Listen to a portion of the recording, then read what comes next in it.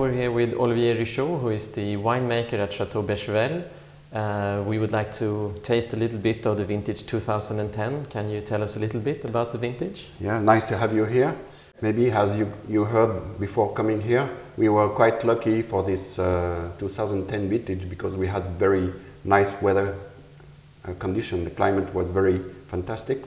We had at the same time very warm but not too hot and dry weather during the season, which allowed us to have a very high concentration wine and very acid at the same time, which gave us the kind of wine we have today, which is highly concentrated but still very acid, and which means that it's not too heavy, not too hard, and easy to be drunk even at this early stage.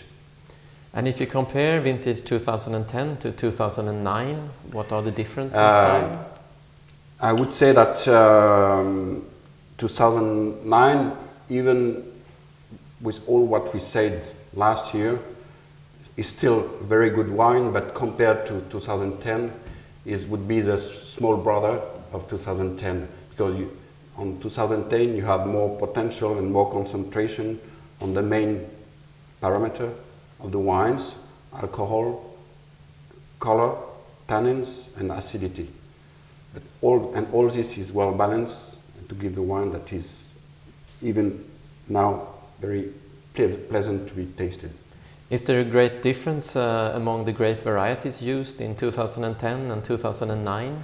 Not much difference, but very slight, especially on the percentage of the Cabernet Sauvignon.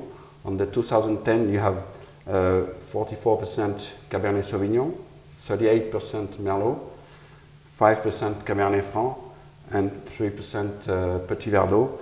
And on the 2009 you had 46% Cabernet Sauvignon, 44% Merlot, 6% Cabernet Franc, and 4% Petit Verdot.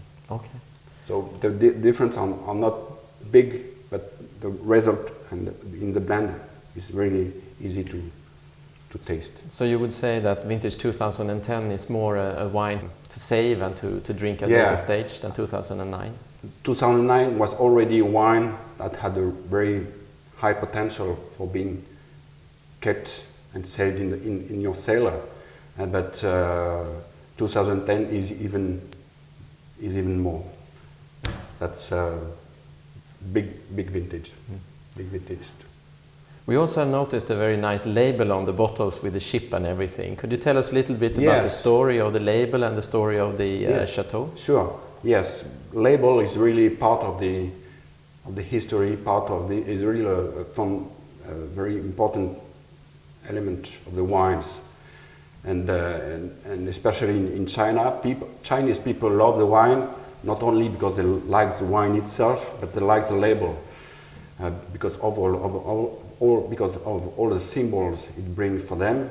And yes, because we have a ship, a boat on the label, because in the local language, Beychevelle means lower the sail, because two centuries ago, the estate used to be owned by a French admiral, Duc d'Epernon, and the story said at that time, when the ship were sailing down or up the river, and when they were passing by in front of the chateau, to show their respect to the admiral, they had to lower the sail halfway down on the mast to show their respect to the admiral, which is why you have a ship on the label with the dragon head. And another story said that this dragon head was the head of the dragon that was at the entrance of the Dionysus volcano in the Roman mythology. And we have a sculpture of this ship in the garden. Okay, thank you very much. That's it.